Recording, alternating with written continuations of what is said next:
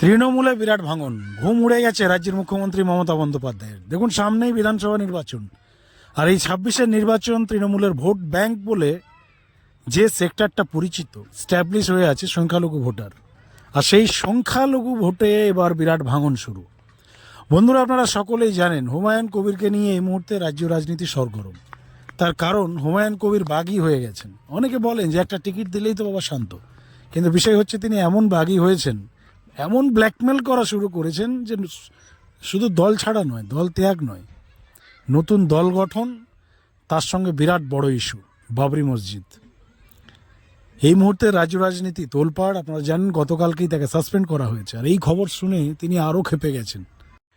বন্ধুরা, গতকালকেই তিনি ঘোষণা করেছেন যে তার দল শীঘ্রই ঘোষণা করবেন, এবং তৃণমূলের যে ভোট ব্যাংক, সেই ভোট ব্যাংকে বুঝতেই পারছেন এবারে কিছুটা হলেও ডিস্ট্রিবিউশন হবে। 30% রিজার্ভ ভোট, এই রিজার্ভ ভোটকে কিছুটা হলেও ভাঙন ধরাবে হুমায়ুন কবির, এই নিয়ে কোনো সন্দেহ নেই।